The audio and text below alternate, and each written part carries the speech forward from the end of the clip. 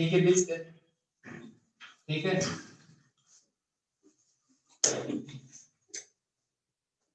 Omega से rotate कर दी, m मास r radius, ठीक है। होता क्या है, जब ये रोटेट कर दी थी तो एक मक्खी आके इसकी एज पे बैठ गई, जिसका मास है, इसका मास m है तो इसका मास है m/2। आपको फाइनल ओमेगा बताना है, तो ध्यान से समझते जाना, मुझे बात बताता हूं। जब ये मक्खी आगे नहीं बैठी थी तो एंगुलर मोमेंटम क्या था सिस्टम का? अब एक चीज सोचो, जैसे मक्खी बैठी थी, डिस्क मक्खी पे ऐसे फोर्स लगेगी और मक्खी डिस्क के ऊपर ऐसे फोर्स लगेगी, दोनों फोर्स एक्शन रिएक्शन पेयर होंगे। इस पॉइंट का फोर्स जितना टॉर्क इसका होगा उतना टॉर्क इसका होगा, अपोजिट है, तो नेट टॉर्क क्या रहा? तो इस फोर्स ने जितना एंगुलर मोमेंटम मक्खी का बढ़ाया होगा उतना एंगुलर मोमेंटम क्या होगा? इसका डिस्क का कम हो गया, तो टोटल एंगुलर मोमेंटम फिक्स ही रहना चाहिए। यस, है ना। तो इनिशियल एंगुलर वेलोसिटी ओमेगा थी, तो इनिशियल एंगुलर मोमेंटम क्या होगा सिस्टम का? हाफ mr² इनटू ओमेगा, और फाइनल अभी साथ साथ में चलेंगे तो टोटल मोमेंट ऑफ इनर्शिया क्या होगा? डिस्क का हाफ mr² प्लस मध्य का मास कितना है m/2 और यहां से दूरी कितनी है r m/2 इनटू r², और नई एंगुलर वेलोसिटी क्या हो जाएगी? Omega dash. तो क्योंकि कोई एक्सटर्नल फोर्स लग नहीं रहा तो L initial should be equal to कोई एक्सटर्नल टॉर्क लग नहीं रहा, तो यहां से क्या आ जाएगा? Half mr² into omega should be equal to what? mr² into omega dash, mr square से omega dash किसके बराबर आ गया? Omega by 2, sorry omega by 2। क्या लॉजिक समझ में आया? m/4 कहां पे हाफ और हाफ ऐड करेगा तो वन ही आएगा, हाफ mr² ओमेगा। ये मास कितना है? m/2। डिस्टेंस कितनी है? r। मोमेंट ऑफ इनर्शिया क्या हो गया? m/2 into r स्क्वायर, जो मास होगा वही तो लेगा। इसी एक्सिस और रोटेशन से m मास दूर है तो मोमेंट ऑफ इनर्शिया का स्क्वायर r स्क्वायर, यहां पे मास क्या है? m/2, m/2 into r। समझ में आ गया? समझ में आ गया? एक क्वेश्चन और देखते हैं, ऐसे दो तीन क्वेश्चन देखते हैं ना तो आने लग जाएगा। मान लो ये एक रॉड है, इसका मास m है, लेंथ इसकी l है, ये इस एक्सिस के अबाउट रोटेट कर रही थी ओमेगा नॉट से। समझ आ गई बात? इसके अंदर दो रिंग्स लगी है ऐसे,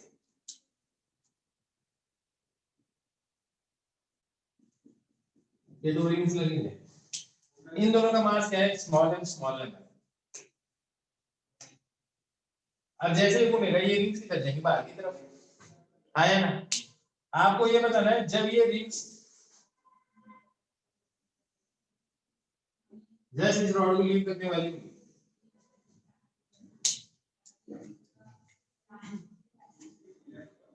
आया ना, जस्ट इसको लीव करने वाली, उस टाइम पे इसका ओमेगा कुछ अलग होगा, ओमेगा डैश, आया ना। तो जस्ट ये जो रिंग्स है इस रॉड को लीव करने वाली हो उस टाइम पे इसका ओमेगा बताना है, ठीक है। कोई एक्सटर्नल टॉर्क तो लग नहीं रहा, इनिशियल एंगुलर मोमेंटम बताओ क्या होगा? ये दोनों तो इसी के ऊपर ही है तो इनका मोमेंट ऑफ इनर्शिया क्या होगा? रिंग्स का 0। सिर्फ मोमेंट ऑफ इनर्शिया किसका होगा? रॉड का मोमेंट ऑफ इनर्शिया कितना है? 1/12 ml² into omega naught. Final angular momentum क्या आएगा? पहले मोमेंट ऑफ इनर्शिया देखो, रॉड का कितना है? 1/12 ml² प्लस ये m मास इधर आ गया, इसका मोमेंट ऑफ इनर्शिया क्या हो गया? m मास स्क्वायर m into l/2 का स्क्वायर, m into l/2 का स्क्वायर, तो ये ऐसा हो जाएगा, आया ना। अब जितना इसका होगा उतना इसका होगा, तो प्लस कर दो, इसका 2 टाइम्स कर दो, और नई एंगुलर वेलोसिटी क्या हो जाएगी? क्योंकि सबका ओमेगा तो सेम ही होगा उस टाइम पे, आया ना। तो L initial equal to L final कर दो। तो L initial to L final जैसे करोगे तो आपके पास ओमेगा डैश की वैल्यू आ जाएगी। सॉल्व कर लोगे आराम से, पक्का। एक और क्वेश्चन देख लो, एक क्वेश्चन और है। ये एक व्हील है मासलेस,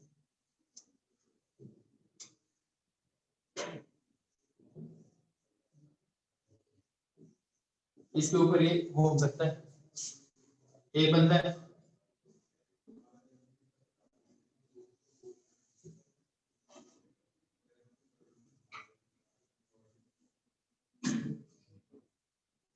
चलो ठीक है, मास मान लेते हैं इसका।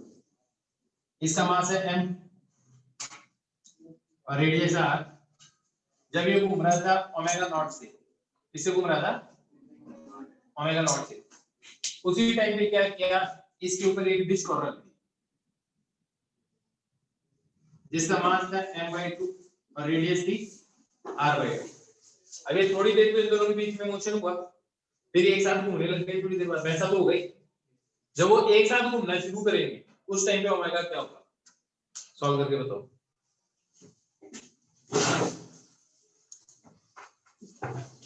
पहले ये बताओ, पहले मोमेंट ऑफ इनर्शिया क्या है डिस्क का, एक ही डिस्क होगी फिर टाइम में, तो इनिशियल एंगुलर मोमेंटम लिखो half mr square into omega naught, half mr square into omega naught. सही बात है, ये इनिशियल एंगुलर मोमेंटम आ गया। किसी को कोई डाउट इसमें? फाइनल मोमेंट ऑफ इनर्शिया क्या होगा, half mr square plus 1/16 mr square, आया ना, आया ना। तो कितना आ जाएगा ये 9/16 mr स्क्वायर, आया ना। तो क्या आ जाएगा 9/16 mr square into omega dash, यार दोनों का मोमेंट ऑफ इनर्शिया जोड़ दिया,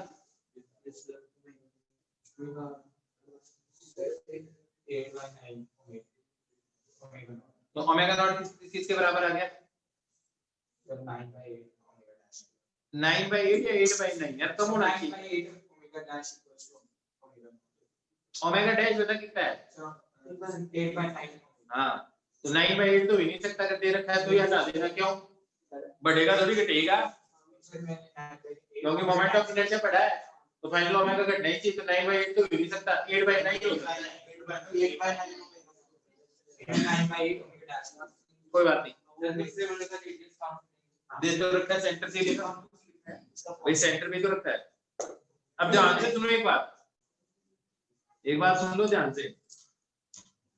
अगर मैं ये पूछूं इस केस में work done by friction, friction था ना दोनों के बीच में, ऐसे हिस्सा रहा है थोड़ी देर तक, तो work done by friction change in kinetic energy. तो बताओ इनिशियल काइनेटिक एनर्जी क्या थी सिस्टम की, हाफ आई ओमेगा नॉट का स्क्वायर, और बाद में क्या आ जाएगा, अब आई डैश अलग आ जाएगा, दोनों का सम आ जाएगा इनटू ओमेगा डैश का स्क्वायर, और इन दोनों का डिफरेंस कर दो तो ये क्या आ जाएगा वर्क डन बाय फ्रिक्शन, इतनी हीट जनरेट हुई होगी, आया ना।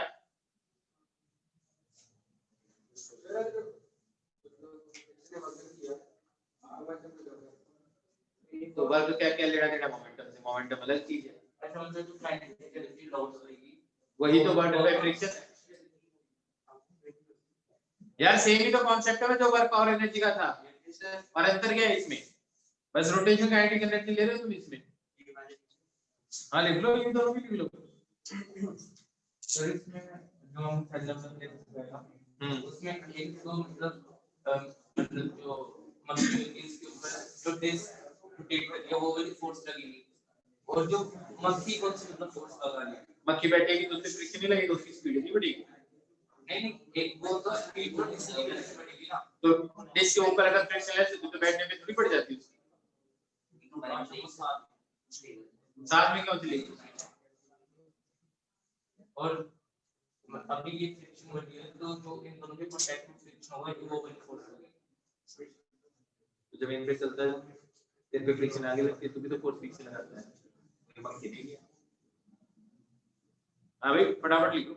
सर जो एक काम वो जो मास का जो मुझे है अगर दोनों से कि यहाँ पे भी सिंगल यहाँ पे भी तो टेंशन मान लो एफेक्ट होगी इसका रीजन है दोनों की टेंशन लगा टॉपिक इक्विलिब्रियम में नेट ऑफ जीरो तो वो क्लियर वाला एक मास एक्सीलरेशन है ना हां तो उसका भी अल्फा होना चाहिए तो अल्फा तभी होगा जब टॉप होगा तो यहाँ पे ये मतलब फुल्ली मतलब मास को फुल दिया तो एंटी लगेगा। मैंने क्या कहा अल्फा होना चाहिए ना तो अल्फा होना चाहिए टॉप होना चाहिए तो दोनों की टेंशन सेम कैसे टेंशन ही सेम हो जाएगी तो टॉप ही जीरो हो जाएगा।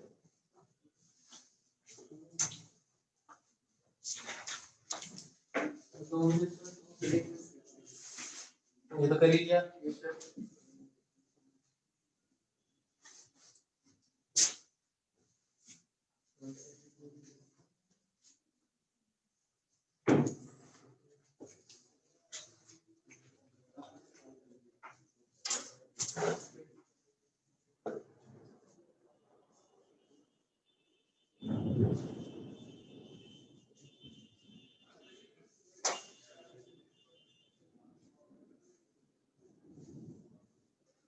बेटा तो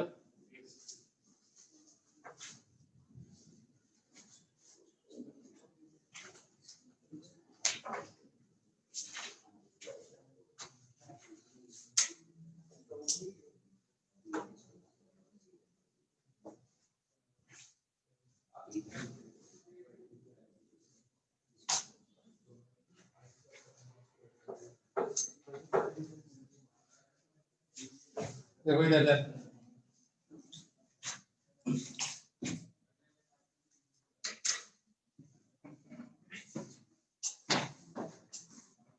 इस पॉइंट से नीचे m मास l है फ्रिक्शनलेस सरफेस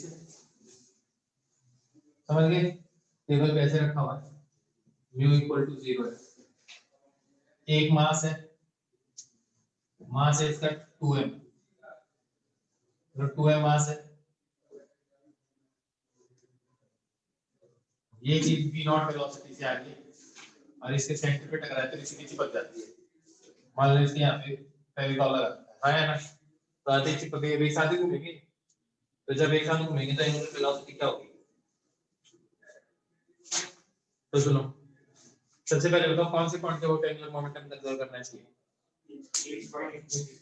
है क्योंकि एक्सटर्नल फोर्स वहीं से लग सकता है इजी लगा सकती है तो किसी पॉइंट पे अगर आप एंगुलर मोमेंटम कंजर्व करोगे तो अच्छी बात है जो भी फोर्स लगाएगी उसका टॉर्क क्या जाएगा ये टकराएगी तो ये इस पे फोर्स लगाएगा ये इस पे फोर्स लगाएगा तो इन दोनों का तो टॉर्क क्या होगा जीरो सिस्टम के ऊपर तो इन दोनों को सिस्टम मानना तो इनिशियल एंगुलर मोमेंटम क्या आएगा इसका एंगुलर मोमेंटम क्या है शुरुआत जीरो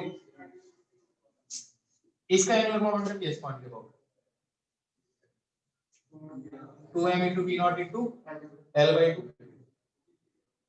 पॉइंट पार्टिकल का एंगुलर मोमेंटम नहीं निकालने से क्या आता है m into v और परपेंडिकुलर अब समझ में आ गई बात है तो क्या आ जाएगा 2m into v naught into अब l फाइनल एंगुलर मोमेंटम देखते हैं मोमेंट ऑफ इनर्शिया के एक्सिस का रॉड का क्या है रॉड भी घूमेगी 1/3 ml² प्लस यार ये भी तो इसके अंदर इन्वर्ट हो गया तो इसके साथ साथ ही चलेगा क्या होगा इसका moment of inertia 2m l/2 का स्क्वायर आया ना आगे बस हो जाए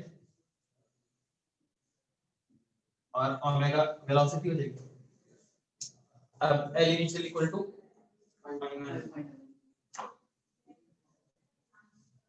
बात समझे तो आप क्या करोगे तो कर देंगे क्या है हमें जल्दी क्या है ये कितना आ जाएगा 1/2 3/6 5/6 सही बोल रहा हूँ देख लो तुम्हारी कैलकुलेशन ज्यादा अच्छी है ना ना ये बढ़िया तुम्हारी बड़ी है, बहुत शानदार कैलकुलेशन है ना। तो ओमेगा किसके बराबर आ जाएगा 6 d not upon l। Dimension तो का तो ध्यान रखना ही पड़ेगा, गलती से नहीं किया तो भी l लगाना पड़ेगा है ना। बस आंसर आ गया।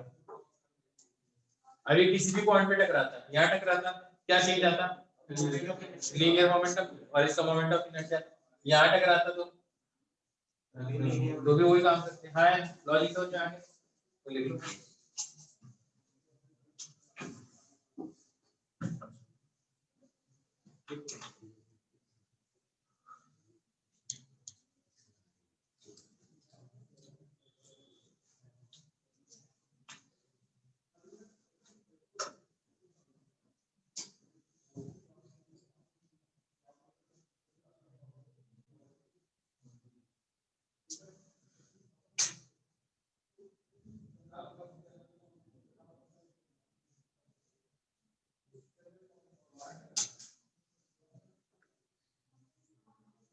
और अगर मैं पूछूं कोई एनर्जी का लॉस हुआ है क्या,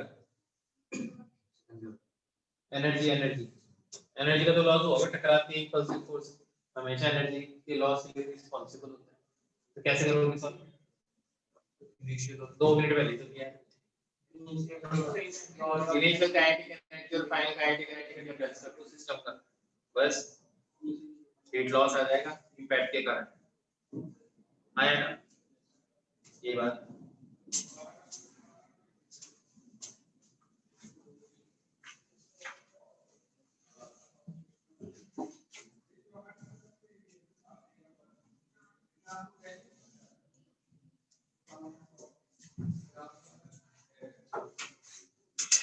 क्या हार्ड लग रहा है क्या तुम्हें,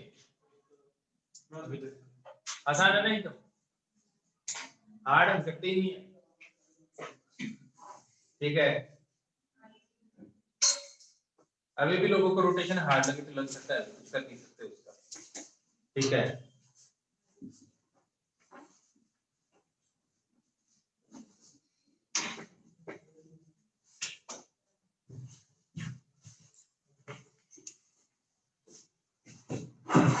अब चलो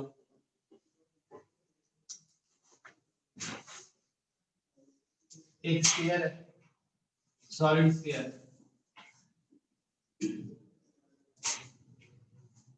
इसको ओमेगा नॉट से रोल किया, m मास r रेडियस, और फिर इसको क्या कर दिया इस सरफेस पे रख दिया,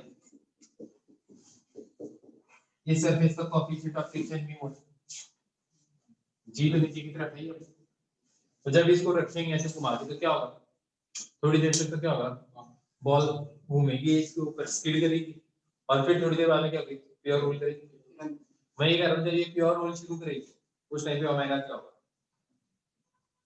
क्या कहा मैंने, जब ये प्योर रोल शुरू करेगी तो ओमेगा क्या होगा, तब सुन लो ध्यान से क्या होगा बता दो, देखो ध्यान से सुनना बहुत बढ़िया है, दो तरीके से कराऊंगा। जैसे इसको इसके ऊपर रखोगे तुम, मान लो इसके ऊपर रख दिया ओमेगा नॉर्मल ऊपर लगेगा किसके बराबर होगा mg के बराबर हो जाएगा। जैसे ही रखोगे ये बताओ इसके फ्रिक्शन किधर लगना है, इस पॉइंट पे पीछे की तरफ इस डायरेक्शन में लगना चाहिए, इस डायरेक्शन। अब ध्यान से तो अगर इस पॉइंट के बारे में सोचोगे तो ये पॉइंट किधर जाएगा, इधर जाएगा, इसकी फ्रिक्शन किधर लगेगा आगे, थोड़ी देर बाद इसको रखते तो वैसे ही रूल करके जाते है ना, तो इधर वेलोसिटी जीरो बाद में इधर वेलोसिटी सामने फ्रिक्शन इधर लगा होगा, तो कई बार आपको आइडिया लग जाता है, आइडिया नहीं लगे तो कोई बात नहीं, क्या कर सकते हैं, इस पे फ्रिक्शन ही लगेगा, फ्रिक्शन कितना लगेगा इसके ऊपर म्यू इनटू एन, क्यों, क्योंकि रिलेटिव मोशन प्रेजेंट है तो काइनेटिक ही लगेगा, तो ये लगेगा म्यू इनटू एन, या फिर हम सीधा बोल म्यू इनटू एन। इसके कारण इसका ए एक्सेलरेशन और कोई हॉरिजॉन्टल फोर्स लग नहीं रहा है इसके, इसके कारण इसका एक्सेलरेशन इधर होगा, कितना हो जाएगा m से डिवाइड हो गया म्यू, आया अब तुम्हें पता है मैं ऐसे कम कर रहा हूँ डायरेक्ट, क्योंकि सॉल्व करने से भी वही एक इक्वेशन का जब इतना तो नहीं आता ही है, देख के ही पता चल जाएगा। अब इसके लिए तुम लिखोगे net force is equal to, यार एक ही फोर्स लगा है आया ना, तो सीधा ही लिखोगे। इस पॉइंट के बराबर भी टॉर्क भी लग रहा होगा, टॉर्क क्या है, सेंटर मास का टॉर्क बता दो क्या है, नॉर्मल का टॉर्क क्या है mg का, और फ्रिक्शन का f into r। यार अभी तक भी नहीं है सॉल्व करते, तो कितना आएगा टॉर्क, म्यू mg, तो टॉर्क किसके बराबर है, म्यू mg into r। ये किसके बराबर होगा, टॉर्क किसके बराबर होता है, आइए मोमेंट ऑफ इनर्शिया क्या इसका, इनटू अल्फा, m से m गया, एक r से एक r गया, तो अल्फा किसके बराबर है, 5 म्यू g अपॉन, कोई प्रॉब्लम किसी को, किसी को भी कोई प्रॉब्लम,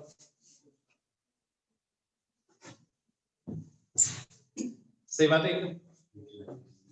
अब सुनो, जब ये प्योर वॉल्यूम शुरू हो जाएगी उस टाइम पे इसकी वेलोसिटी क्या हो जाएगी, v, हाँ है ना, जब प्योर वॉल्यूम शुरू हो जाएगी, और इसका ओमेगा क्या हो जाएगा, ओमेगा, और जब प्योर वॉल्यूम शुरू हो जाएगी स्टेशनरी ग्राउंड पे, तो प्योर वॉल्यूम की कंडीशन क्या होगी, v किसके बराबर है, हाँ है ना, तो जब प्योर वॉल्यूम शुरू होगी तो v किसके बराबर हो जाएगा, तो v बराबर हो जाएगा किसके, ठीक है। अब एक चीज बताओ कि हाँ इधर इधर इधर, अब देखो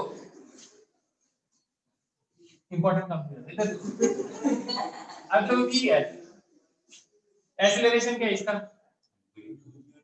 म्यू इनटू जी, इनिशियल वेलोसिटी क्या है इसकी, 0, तो टी टाइम पे वेलोसिटी क्या हो जाएगी, mu g into t, a into t, आया ना, अगर इनिशियल वेलोसिटी नहीं पढ़ाया, पढ़ाया तो बस, तो वही तो मैं बता रहा हूँ, नहीं पढ़ाया, तो ये आ गया mu g into t initial. अब देखो ये इक्वेशन पता है तुम्हें, omega equal to omega naught minus alpha t या प्लस अल्फा टी,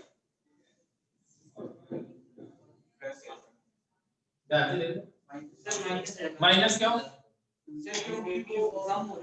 ओमेगा तो इधर है और अल्फा इधर है, धीरे ही तो होना चाहिए, ये बढ़नी चाहिए और ये स्पीड इसकी घटनी चाहिए, वरना तो प्योर वॉल्यूम कर ही नहीं पाएगा।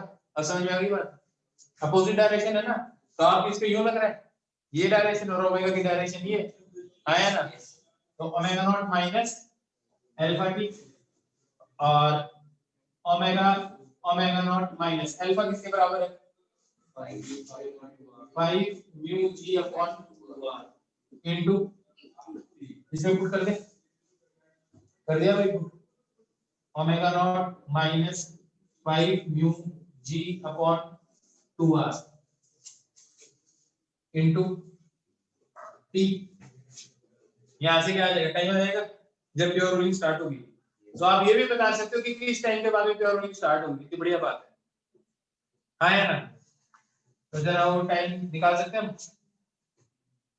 और तो कोई चीज बची नहीं है इसमें, टाइम तो बचा है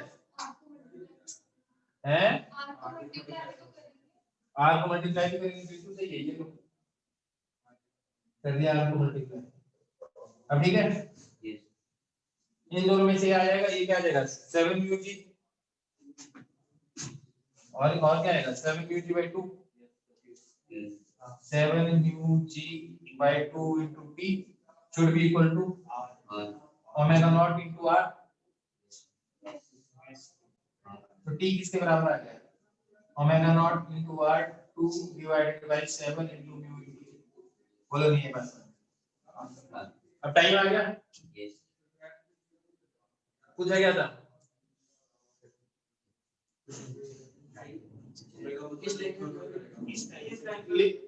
टाइम आ गया, ये भी बता सकते हो जब प्योर वॉल्यूम स्टार्ट होगी तो वेलोसिटी क्या होगी, इस टाइम को इससे मल्टीप्लाई कर दो, इससे मल्टीप्लाई कर दो तो वेलोसिटी क्या आ जाएगी, तो वेलोसिटी क्या आ जाएगी जब प्योर वॉल्यूम स्टार्ट होगी, म्यू से म्यू है हो जाएगा, क्या आ जाएगा 2 ओमेगा नॉट r बाय 7 आया ना। मैं बोलूं एंगुलर वेलोसिटी क्या होगी जब ये प्योर रोलिंग स्टार्ट करेगा? P upon naught 7 omega naught by 7 यार आर ही तो गायब करना है। v बाय r किसके बराबर हो जाएगा? ओमेगा आया ना, उधर से थोड़ी सॉल्व करोगे, इस इक्वेशन में लगाओगे t की वैल्यू और फिर सॉल्व करोगे ऐसे, फिर तो मान लोगे तुम ऐसे करोगे तो ओमेगा किसके बराबर आ जाएगा? 2 ओमेगा नॉट बाय 7। ये तो बेसिक तरीका हो गया ना। हाँ भाई ये बेसिक तरीका हो गया। दूसरा तरीका इस पॉइंट के अबाउट इसको रखा, नॉर्मल का टॉर्क और mg का टॉर्क मिला के क्या इस पॉइंट के अबाउट 0, और फ्रिक्शन का टॉर्क क्या है इस पॉइंट के अबाउट 0 ही आएगा। क्या फ्रिक्शन इसी पॉइंट के थ्रू पास हो रहा है r लेस 0, तो वो कौन सा पॉइंट आप दिखाएं? इस पॉइंट पे ले इस पे ले इस पे ले नीचे वाले सरफेस पे देख इस पॉइंट के अबाउट टॉर्क 0, ये पर इस पॉइंट के अबाउट रखने से पहले भी 0 है और बाद में भी 0 है, तो मतलब इस पॉइंट के अबाउट एक्सटर्नल टॉर्क क्या हमेशा 0, तो एंगुलर मोमेंटम क्या रहना चाहिए? बहुत बढ़िया।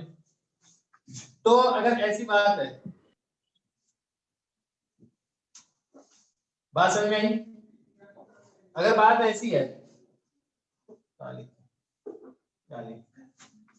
इनिशियल एंगुलर मोमेंटम क्या है सिस्टम का? 2/7 mr² into ओमेगा हाँ है 2/7 2/5 mr² into ये एंगुलर मोमेंटम, और फाइनल एंगुलर मोमेंटम क्या है? अब ये प्योर रोल भी कर रहा है, रोटेट भी कर रहा है, तो ये फ्री एक्सिस रोटेशन की तरह है हाँ ना, तो क्या आएगा 2/5 mr² into omega dash plus mvr, अरे यार कल ही तो बताया था चलती हुई चीज का angular momentum m into v into r, और प्योर रोलिंग शुरू होगी तो v किसके बराबर होगा? Omega r। ये तो वही कंडीशन जब प्योर तभी कर रहा हूं मैं इनिशियली, बाद में क्या कर दिया जब प्योर रोलिंग स्टार्ट हो जाए, तो जब प्योर रोलिंग स्टार्ट होगी तो v किसके बराबर आ जाएगा? ये आ जाएगा ओमेगा डैश है, इन दोनों का सम कर दो, देखो क्या आता है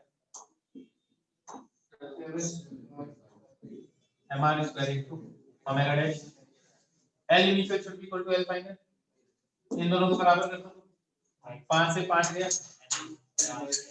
आया ना, mr² से mr² गैप हुआ तो omega dash 7 omega dash should be equal to 2 times omega naught, तो ओमेगा डैश इसके बराबर 2 टाइम्स ओमेगा नॉट बाय 7। अरे वाह ये की जाती आया ना। देख एंगुलर मोमेंटम कौन से पॉइंट के अबाउट कंजर्व कर सकता है? जिस पॉइंट के अबाउट नेट टॉर्क 0, तो मेरे को लगता है ये वो पॉइंट है जिसके अबाउट नेट टॉर्क 0 है, क्योंकि इसके ऊपर होगी तो ये वाला इक्विलिब्रियम तो रहेगा ही रहेगा, तो जितना नॉर्मल का टॉर्क होगा उतना ही mg का टॉर्क होगा। सर फ्रिक्शन का टॉर्क कैसे 0 होगा? ये फ्रिक्शन का आर्म लेंथ के इस पॉइंट के रिस्पेक्ट में, line of action of force देखो ये क्या है, इसी पॉइंट के थ्रू पास हो रहा है, तो जब इसी पॉइंट के थ्रू पास हो रहा है तो टॉर्क क्या हो गया फ्रिक्शन का 0, तो 0 हो गया तो हो गया, तो क्या कर सकते हैं आप, कोई ऑप्शन नहीं लिख लो। सर वो जो आपने वो इक्वेशन लगाई है omega is equal to omega naught minus perpendicular v equal to u plus 8 पर है ये वही और क्या, और माइनस लेकिन की डायरेक्शन और ऑब्वियसली बात है देखिए फ्रिक्शन उसको स्लो ही करेगा, धीरे धीरे उसका ओमेगा नॉट कम होना चाहिए और v बढ़ना चाहिए, तभी तो v equal to omega r होगा, तभी प्योर रोलिंग स्टार्ट होगी। और अगर मैं तुमसे ये पूछूं फ्रिक्शन ने कितना वर्क किया तो क्या करोगे? मतलब सबको आता है, क्या करेंगे तो ये हार्ड क्वेश्चन हो गया इसका, आया ना कि चेंज इन काइनेटिक एनर्जी जो इनिशियल देख लो, और जब प्योर रोलिंग स्टार्ट हुई तब देख लो उसके बाद में तो स्टैटिक फ्रिक्शन ही लगेगा प्योर रोलिंग में, फिर तो कोई वर्क डन बाय फ्रिक्शन होगा ही नहीं, तो जो भी चेंज इन काइनेटिक एनर्जी वो किससे बराबर होगा? Work done by friction.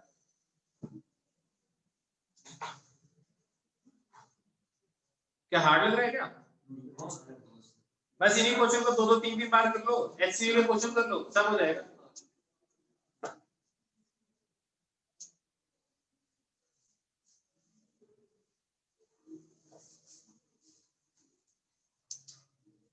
Board is out of range. बेटा सिर्फ इतना ही आउट ऑफ रेंज हुआ है कि एल इनिशियल एंगुलर मोमेंटम है 2/5 mr स्क्वायर इनटू ओमेगा, बस ये लिखा है इनिशियल एंगुलर मोमेंटम, बाकी सारा रेंज में है। और सॉरी अगली बार ध्यान रखूंगा।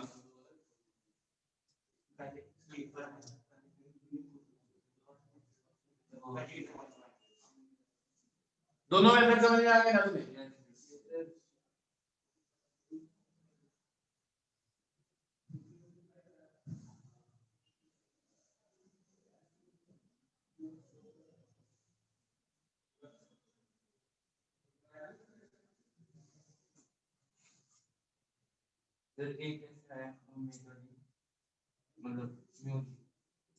एक बार बदल जब रखेगा तो स्पीडिंग होगी, रखते प्योर रोल तो स्टार्ट करेगा। कौन सा फ्रिक्शन होगा? काइनेटिक। और काइनेटिक फ्रिक्शन का फॉर्मूला क्या होता है? एन वी से बराबर है, तो बस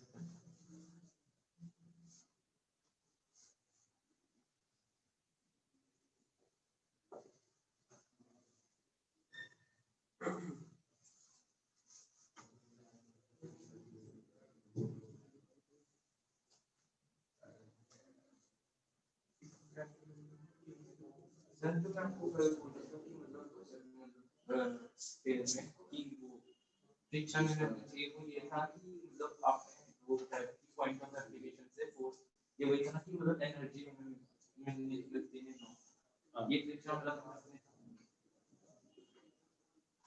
समझ आ गया?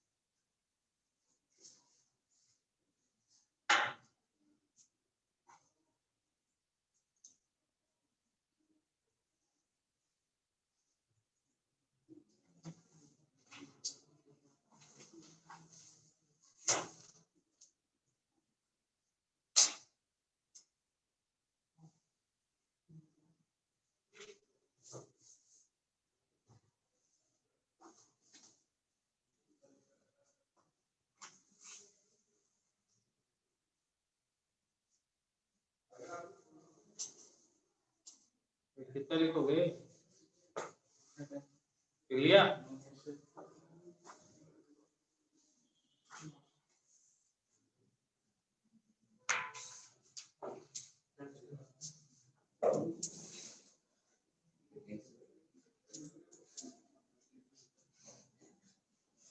एक क्वेश्चन है तुम्हारे लिए, एक सॉलिड स्फीयर है, वो प्योर रोल कर रहा है, एम मास है आर रेडियस, जैसे ये जब ये प्योर रोल कर रहा है ना, इस टाइम पे आप मेरे को इसकी काइनेटिक एनर्जी ऑफ रोटेशन और काइनेटिक एनर्जी ऑफ ट्रांसलेशन बताओ।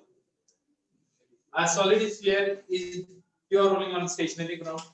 Find its potential energy and kinetic energy. नहीं बस potential, sorry, kinetic energy of rotation and kinetic energy of translation.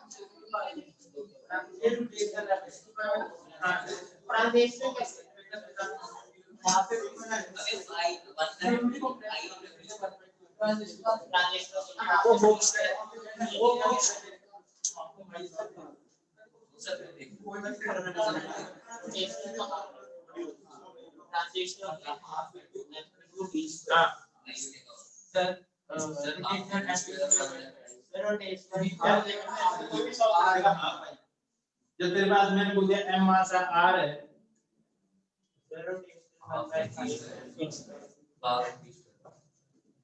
Half M square का रोटेशनल क्या है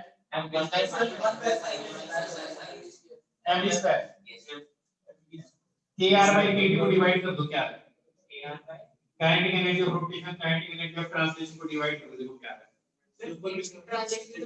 यार मैं जो बोल रहा हूँ क्या बोल रहा हूँ मैं बोल रहा हूँ काइनेटिक एनर्जी ऑफ रोटेशन को डिवाइड कर दो काइनेटिक एनर्जी ऑफ ट्रांसलेशन से बताओ क्या है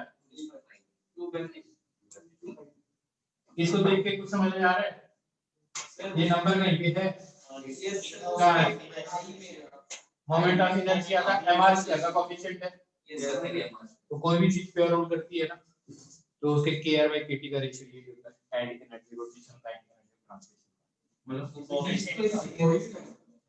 तुम सिलेंडर का करके देख लो सही भी है करके देखो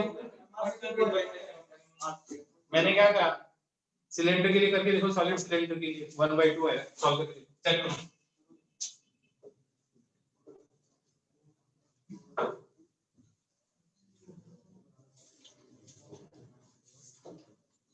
वन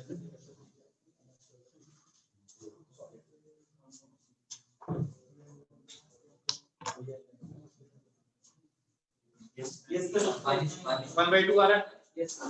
तो हमेशा याद रखना जब भी ऑब्जेक्ट प्योर रोल कर रहा है तो काइनेटिक एनर्जी ऑफ रोटेशन और काइनेटिक एनर्जी ऑफ ट्रांसलेशन का जो है वो क्या चीज आएगा, आई को डिवाइड कर दो mr स्क्वायर, तो सिर्फ कोएफिशिएंट ही बचेगा। अब सॉलिड स्फीयर के लिए क्या आएगा, 2/5, फॉलो के लिए क्या आएगा 2/3, रिंग के लिए क्या आएगा 1/1 आया ना, बराबर बराबर एनर्जी जाएगी। अब एक ही सोचो, अगर मैं एक स्फीयर को h हाइट से रिलीज करता हूं, सॉलिड स्फीयर को h हाइट से रिलीज करता हूं, ये प्योर रोल करता हुआ नीचे आता है और यहाँ पे प्योर रोल करके जाता है, आया ना, इसकी वेलोसिटी क्या होगी, चलिए बताओ। प्योर रोल करें तो फ्रिक्शन में कोई वर्क तो किया नहीं, तो loss in potential energy equal to, और वो काइनेटिक एनर्जी कौन कौन सी फॉर्म में होगी, दो फॉर्म में होगी, तो इन दोनों का सम किसके बराबर होगा, mg h किसके बराबर होगा, टोटल एनर्जी mg h आया ना, ये टोटल एनर्जी।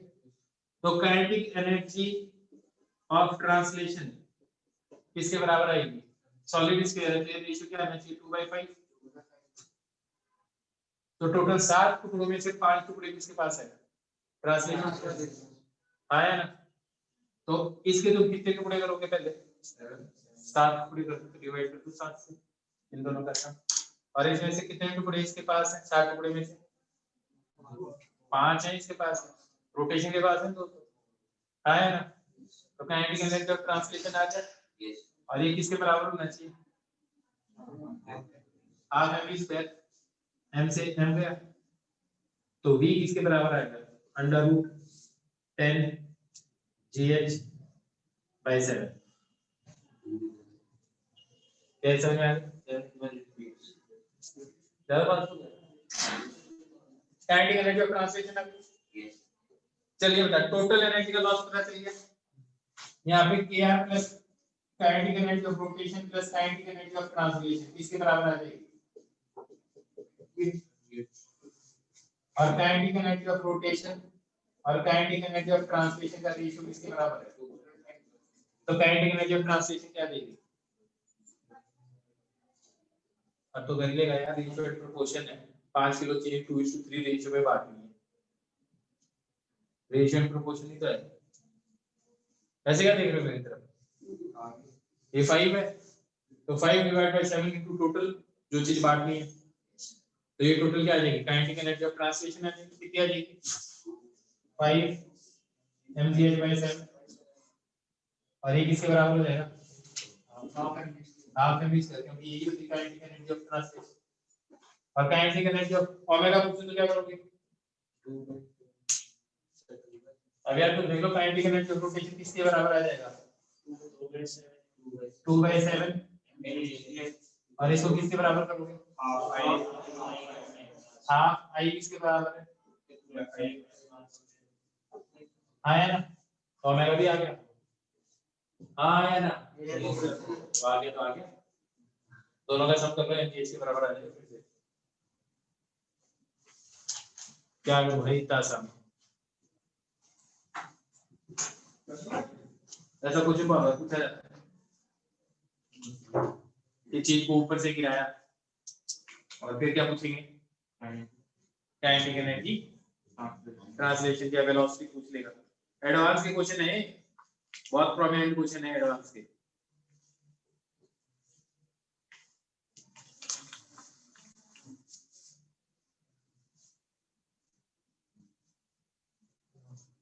सबसे पहले है वो loss in potential kinetic energy वैसे हैं, जो लिया है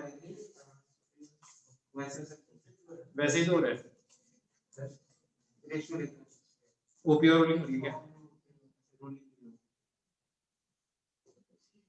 रस्सी के ऊपर जब रस्सी बंधी हुई है ना तब लग जाएगी,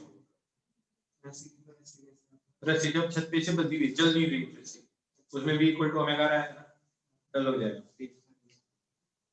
समझिए मेरी बात, जब वीक में तो ओमेगा तभी लगेगा।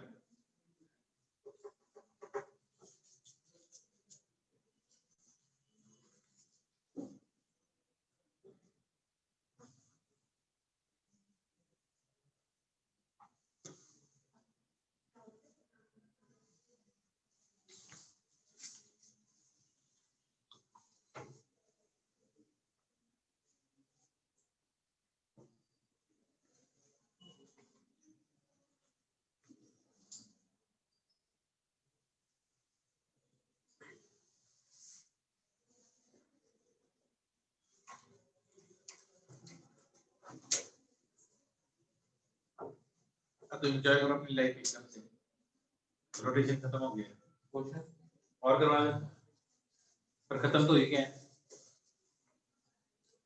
एक दो चीजें नहीं की, इंस्टैंटेनियस एक्सिस ऑफ रोटेशन नहीं करनी अभी, बाद में करेंगे, ठीक है। एनसीईआरटी में नाम ही नहीं मिलेगा इसका, तो करेंगे पर अभी अगला चैप्टर ग्रेविटेशन करेंगे। एक क्वेश्चन और लिखो,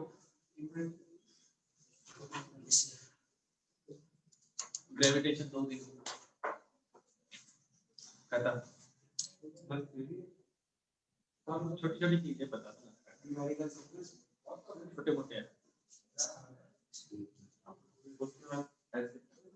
उसके बाद में मकरा दो इलास्टिसिटी दो दिन और क्या हाँ क्या क्या कहना चाहता बोल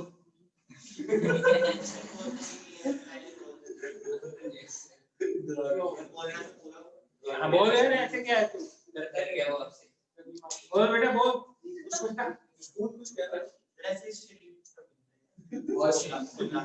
बहुत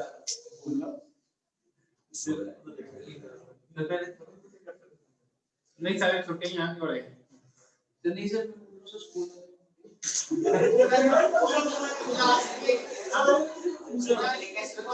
एक मिनट अब यार अब सुनने दो इस बात एक मिनट ना ये जो